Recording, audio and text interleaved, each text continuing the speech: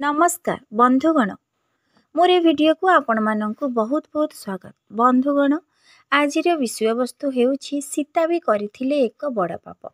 से गुप्त कथा आज ये वीडियो माध्यम रे आलोचना करिबा। पुरातन दिन रे मिथिला राज्य रे जड़े महान राजा थिले राजा जनक। से न्यायप्रिय धर्मप्रिय और भगवान को भक्त थिले, किंतु तांको पई सबुठु बड़ वरदान थिले तांको झियो सीता। सीतांको जन्म अजब भावे होइथिला, माटीरू मिलिथिले, तेणु लोके तांको भूमिदेवी अंश बोली मानुथिले। सीतामाता शिशु दिनरू खूब शांत भल धार्मिक थिले, किंतु सीतांकर एक अद्भुत अभ्यास थिला। से मनरे जहा थाए ताहा तुरंत जानिबाकू चाहुथिले। केही तांकू नै कथा हेले सीता एक कथा सुनिबाकू तीव्र उत्सुक हेउथिले। गोटिए दिन गोटिए सुंदर सकाळ मिथिला प्रसादरू बाहरी सीतामाता बनकू बुलिबाकू गले। शुभ सकाळर पवन, पक्षीमानक ऋणुझुणु ध्वनि, शांतिर परिवेश। सीतांक मन प्रसन्न। हठात एक अजब शब्द तांक श्रवणरे पड़िला। दुई शुआ कथा हेउथिले। सीता आश्चर्य थिले। पशु माने किपरि एभली मनीष परि कहउछन्ति। सीता लुचि रही सेमानक कथा सुनिबाकू लागिले। शुआ दुई जनक आश्चर्यकर कथाबार्ता सीतांक कानरे बाजिला। प्रथम शुआ कहूथिला, खूब शीघ्र राम सीतांक अवतरण हेब। सेमाने दुनिया रे नूतन धर्म न्यायर नीति स्थिर करिवे। द्वितीय शुआ कहिला, सीतांक विवाह श्रीरामंक सहित हेब। एहा एक दिव्य जोग, एहा समस्ते पढ़िबे। वाल्मीकि मुनि गोटे महाकाव्य लिखुछन्ति, तार नाम रामायण। एही कथा सुनी सीता आश्चर्य पड़िले। मो विवाह पुणी रामंक सह, मो कथा भविष्यत रे पूरा जगत जानिब। सीतांक मनरे उत्सुकता हेला। उत्साह भय मिशीगला सीतांक मनरे। ता सहित एक दुर्बल चेतना मध्य जागी उठिला। मो विषय रे सत कथा सेमाने बोलुछन्ति कि मिछ? उत्सुकता सीतांक मनरे सृष्टि हेला। सीता निजकू रोकी पारले नाही। सीता गच्छ पछरू बाहरी आसी शुआ दुई जनकू धरिले। सीता कहिले, मो विषय रे काहेकि कहुछ? किए एहा कहिला जे राम मो बर हेबे? केउठू से कथा तमे सुनिल? शुआ माने भयभीत हेले।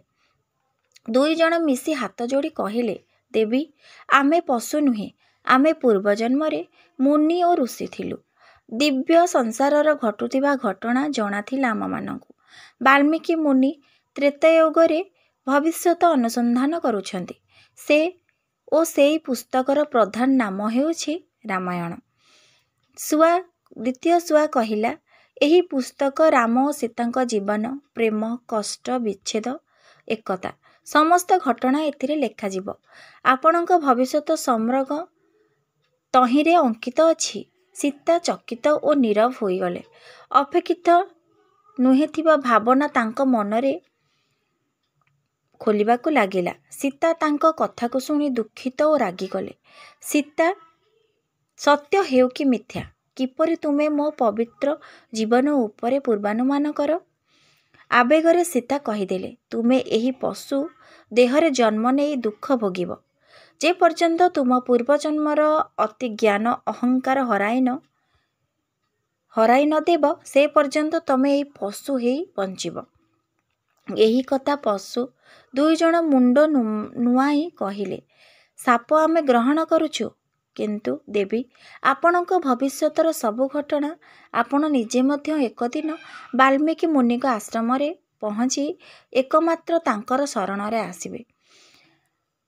माता आमे आपणकर किछि खराब कहिनु, आमे तो सत कथा कहिथिलु। मुनि वाल्मीकि रामायण लेखुछन्ति, सेठी आपणक जीवनर कथा लेखा जाइछि। एहा भगवान को योजना, किंतु सीतांक मन सेतेबेले भयरे भरीगला। मो जीवन मो भविष्यत अन्य किए लिखिछन्ति, मो नाम मो गौरव समस्ते जानिबे। एही भय सीतांक धैर्य को हराई देला। क्षोभरे सीता सेई शुआ दुई जनकू साप देले, तमे माने मनीष रूपरू पशु हेल, एबे मो संपर्क रे कथा कही मते भय देबार दंड पाओ। एवं सीता आगकू गले, जाहार फल सीतांकू निजे भोगिबाकू पड़िला। दिन बीतिला। शुआ माने कांदुथिले। आमे तो खराब किछि कहिनु, आमे भगवान को योजनार कथा कहिथिलु। एबे देवता माने एहा देखि मध्य मन दुख कले। सीता मातांको एही कार्य अजाणତରେ पाप होईगला।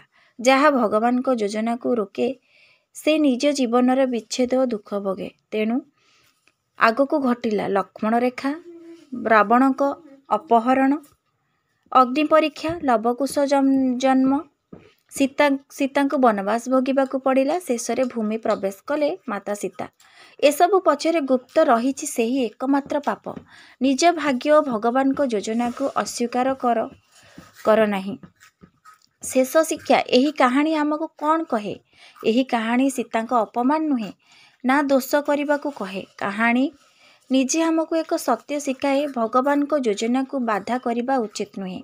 भविष्य को अधिक जानिबा इच्छा केबे केबे नष्ट करे। भୟରେ कुहा जाइथिबा वाक्य साप क्रोध परे दुख आणे। अपराध कर नाही, अन्य को विपदरे मध्य पकाओ नाही। सीतांक जीवन पवित्रता, करुणा और त्यागर प्रतीक। किंतु भगवान मध्य तांको कहिदेले दुनिया को धर्म शिखाइबाकू धर्म यात्रार कष्ट भोगिबा पड़े। एहा अवश्य कहिबे भगवान को जीवन रे जहा हेउछि से सबुरे भगवान को इच्छा रहिछि। जहा आम पई लेखा जाइछि सेही भल पई आमे केवल धैर्य विश्वास रखिबा उचित। भगवान जदि आमको किछि दियंती ताहा ठारू 2 गुण भल आमको देइथांती, किछि खराब दियंती ताठारू 2 गुण भल मध्य देइथांती। आपण माननकु आशा करूछि वीडियोटी भल लागिथिबो। जदि वीडियोटी भल लागिला वीडियोटी को लाइक शेयर सब्सक्राइब निश्चिंत करिवे। रहिली। जय सीताराम।